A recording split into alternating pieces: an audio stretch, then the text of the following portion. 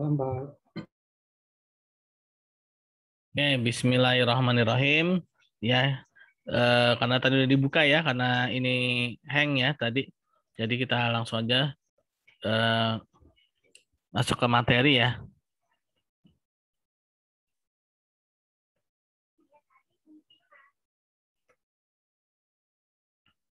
Eh, Mana dia?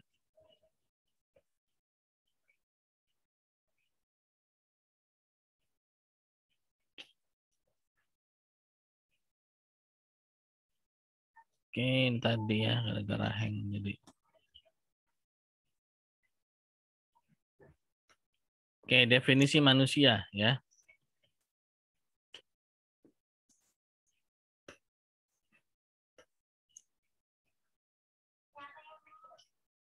Jadi sini ya.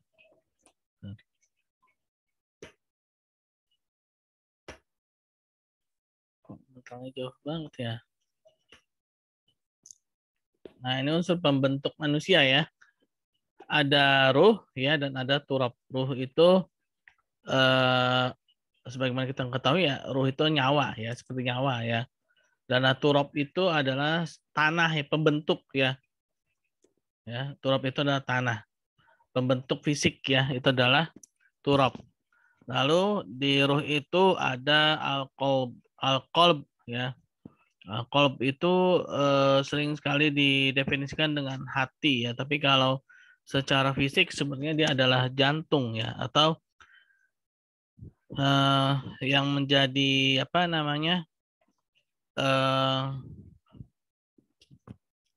yang menjadi intinya itu adalah bergolak ya. Al-qalb itu artinya apa ya istilahnya ya? Bergolak ya, secara artinya itu.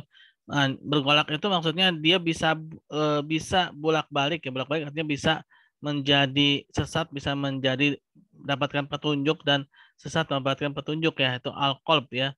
Seperti apa, jantung itu kan dia bergolak ya, berdetak gitu kan, berdetak. Nah, lalu turab ini ya, kalau turab ya, dia adalah jasad ya. Nah, jasad ini adalah amal ininya ya. Lalu di antara keduanya itu membutuhkan yang namanya akal ya. Akal untuk eh, mencerna ya, untuk mencerna apa yang ada di sekelilingnya, atau mencerna segala ilmu pengetahuan yang ada di sekelilingnya, membutuhkan akal. Lalu ada ilmu ya. Ilmu itu adalah makanannya akal ya. Dengan adanya ilmu maka akal akan menjadi sehat ya. Akal akan menjadi sehatnya karena dengan ilmu ini akal akan bisa membedakan yang baik dan yang salah ya. Nah, ini adalah fungsinya ilmu. Ilmu ini adalah tolak ukur ya, tolak ukur pada akal ya. Nah, lalu eh, semua itu akan menjadi amanah ya, menjadi sebuah amanah, tanggung jawab ya, menjadi tanggung jawab, amanah. Tanggung jawab yaitu bagaimana kita beribadah dan bagaimana kita menjadi wakil Allah Subhanahu wa taala di muka bumi ini ya. Nah, ini ada dua apa namanya? Tanggung jawab manusia itu ibadah dan al khilafah, yaitu nah, kalau dengar kata khilafah jangan langsung identik ini ya. Khilafah itu artinya wakil ya. Artinya itu wakil, wakil. Nah, Abu Bakar As-Siddiq radhiyallahu anhu ya, itu adalah khilafah Rasulullah. Artinya apa? Yang menjadi wakil Rasulullah SAW ya, ketika Rasulullah SAW wafat, maka diwakilkan atau digantikan oleh Abu Bakar As-Siddiq radhiyallahu anhu ya. Nah, dari itu semua ibadah dan kita menjadi wakil Allah Subhanahu wa taala di muka bumi ini ya, maka akan di akhirat nanti akan ada hari hari pembalasan atau al jaza ya, itu pembalasan ya, adanya balasan, adanya balasan ya. Nah, ini adalah fungsi manusia ya, fungsi manusia secara ringkasnya.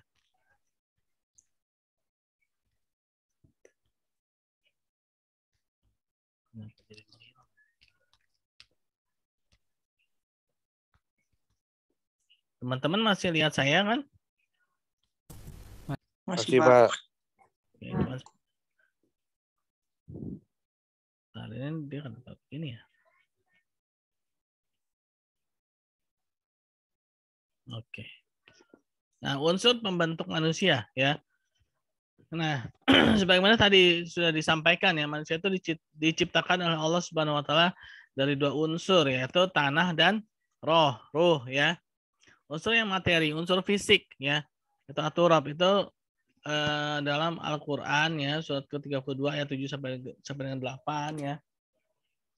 Lalu ruh itu imateri ayat 32 ayat yang ke-9 ya. Nah, nanti ini teman-teman ya, karena kan kita sebagaimana telah dijelaskan di awal ya, bahwa pada saat ini kita menggunakan sistem SCL itu Student Centered Learning, yaitu nanti tugas teman-teman ya melihat Al-Qur'an ya mengenai unsur materi dan unsur imateri ini ya, ayat-ayatnya ya. Ayat-ayatnya. Lalu proses penciptaan manusia secara lengkap diuraikan oleh Al-Qur'an dan As-Sunnah ya, terutama dalam Quran surat Al-Alaq ya. Dalam surat Al-Alaq. Nah,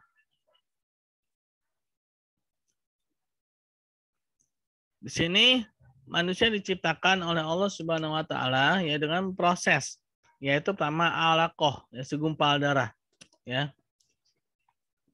Dari alaqah ini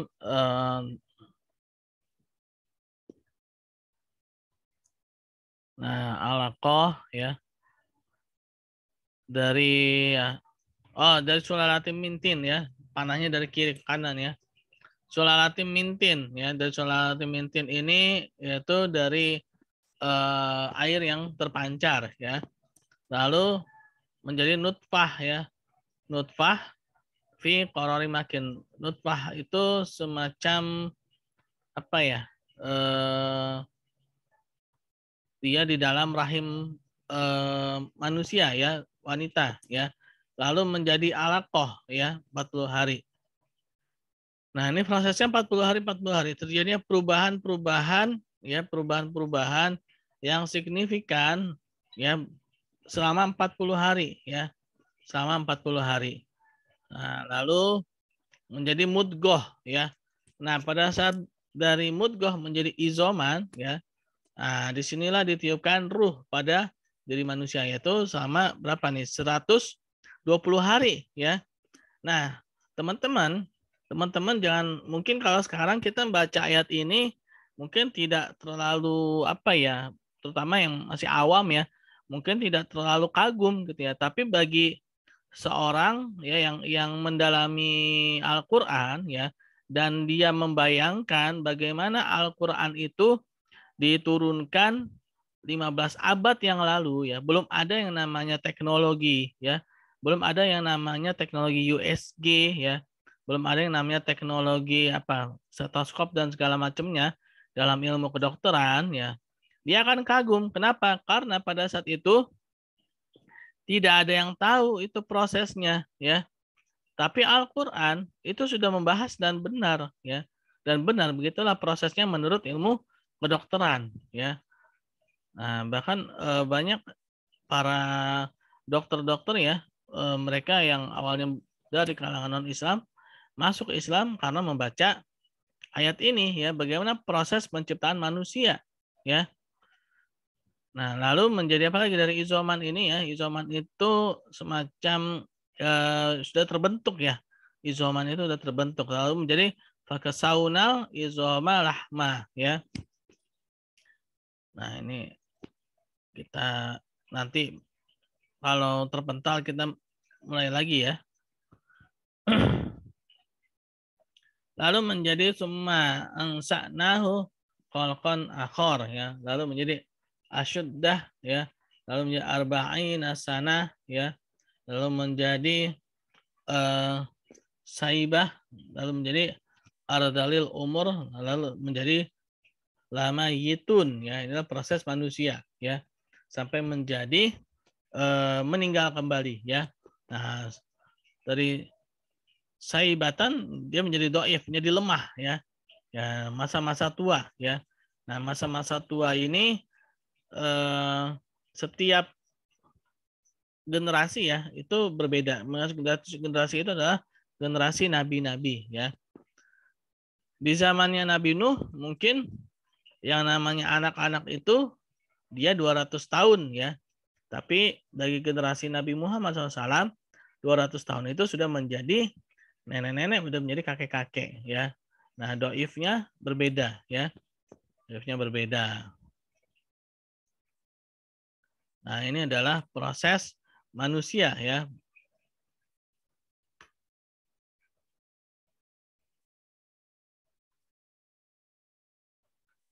Nah.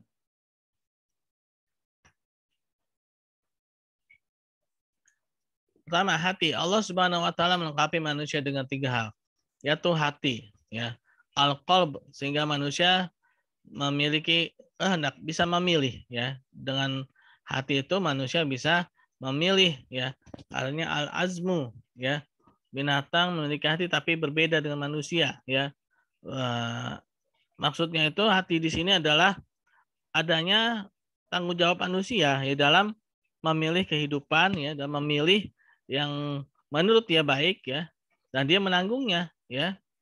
Nah, pada hewan itu dia bukan pilihan tapi hanya sekedar insting. Insting itu dia tidak memilih. Jadi ketika dia disuruh dia langsung menjalankan ya.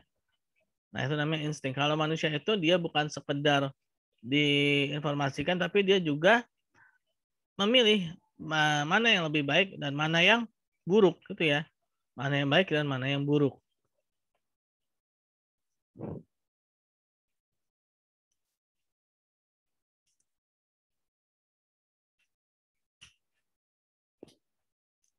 Nah, hati manusia dinamakan qalb. Qalb itu tadi ya, bergolak ya, bergolak.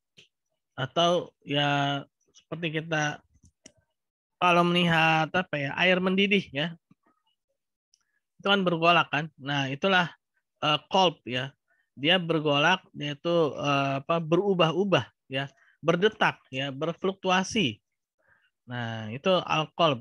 Makanya ada doanya itu ya muqallibal qulub, sabit qulubana ala dinika, ya musarrifal qulub, sarif qulubana ala taatika ya. Ya muqallibal qulub, sabit qulubana ala dinika. Ya, wahai zat yang maha membolak-balikan hati, ya maka tetapkanlah hati kami dalam agamamu. Wahai yang berubah-ubah hati, tetapkanlah hati ini kepada ketaatanmu ya. Itu doanya ya. Karena memang dia berubah-ubah ya. Apalagi sekarang ini ya, di akhir-akhir zaman sekarang ya. Berubahnya cepat sekali ya. Karena banyak sekali berita-berita ya yang mungkin tidak bisa dipertanggungjawabkan, hoax ya, yang menyebabkan hati manusia itu cepat sekali berubahnya ya. Nah, ini makanya sekarang juga kita harus berhati-hati ya ketika mendapatkan berita ini, berita itu, jangan langsung di-share ya, jangan langsung dibagikan ya. Tapi harus dicek dan dicek dulu ya, dilihat dulu kebenarannya bagaimana ya. Nah, karena dia bisa merubah-ubah. Yang tadinya suka menjadi tidak suka, yang tadi tidak suka menjadi suka karena informasi yang tidak bisa dipertanggungjawabkan ya. Nah, juga karena terjemahan dari yang benar dari qalbu itu adalah jantung ya. Nah, sering sekali digabungin jantung hati. Maksud nah, ya sebenarnya jantung ya, hati ya. Berbeda ya. Kalau jantung itu ya di sebelah kiri dada manusia, ya itu jantung. Hati itu agak di bawah ya. Di atas lambung ya posisinya. Nah, berbeda ya. Fungsinya pun juga berbeda. Jantung itu dia fungsinya untuk memompa darah manusia, berdetak sehingga dikatakan al-qalb inilah ya. Sedangkan kalau hati itu dia fungsinya untuk menawarkan racun dalam tubuh ya. Nah, jadi berbeda. Nah, menjadi sekarang ya, ketetapan, kekuatan ya dalam berdakwah ya, tapi belum tentu besok atau sebaliknya. Nah, jadi tidak tahu ya. Nah, jadi kita harus berdoa tadi ya.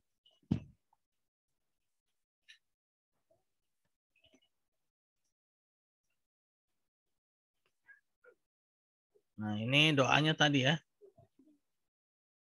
Doanya karena Rasulullah SAW yukthiru ay yaqula ya muqallibal qulub sabit qulubana qalbi ala dinik ya. Nah, wahai zat yang bolak-balikan hati, kokohkanlah hati kami ya di atas agamamu. Nah, ini adalah doanya tadi ya.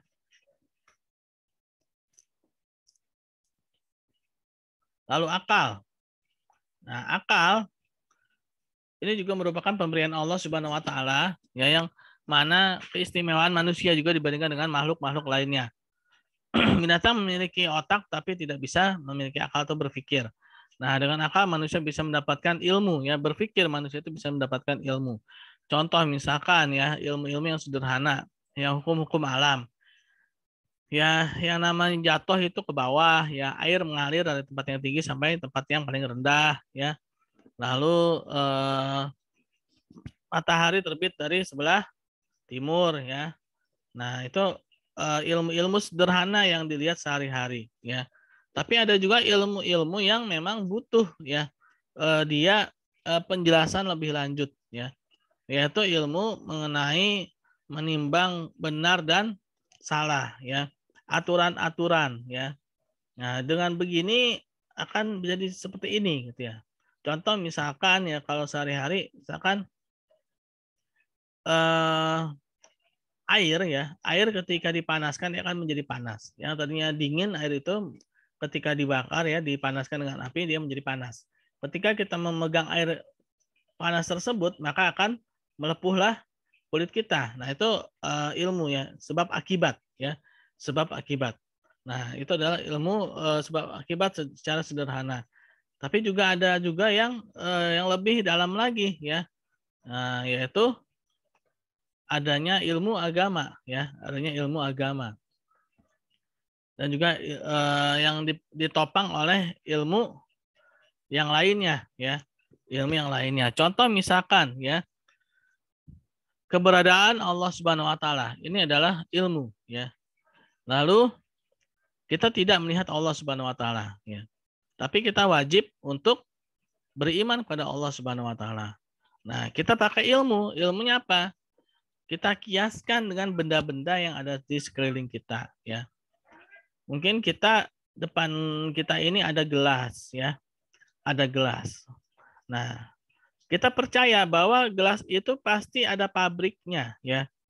Kita percaya gelas itu pasti ada orang-orang yang membuatnya ya. Kita percaya pasti ada direkturnya ya, dan ada segala sesuatu yang mendukung sehingga jadilah gelas tersebut di depan kita ya, walaupun kita belum pernah melihatnya ya. Tapi dengan adanya gelas tersebut kita menjadi percaya itu semua ada ya. Nah, begitu pula ya keberadaan Allah Subhanahu wa taala ya. Kita melihat alam semesta ini ya. Kita melihat pohon ya, kita melihat pegunungan ya, kita melihat segala sesuatunya ya. Nah, pastilah itu semua ada yang menciptakan ya. Pastilah itu semua ada yang menciptakan. Nah, ada sebuah kisah ya. Kisah dari Imam Abu Hanifah ya. Kisahnya itu, wah ini kita kayaknya bakalan terpotong nih ya. Siap-siap untuk masuk lagi ya teman-teman nanti ya. Ini sudah less than 1 minute ya. Nanti kalau misalkan terpotong kita masuk lagi, oke? Sembari kita menunggu detik-detik terakhir Zoom ya. Nanti kita mulai lagi teman-teman ya. Nah, jadi kisah Imam Abu Hanifah ya, yaitu beliau itu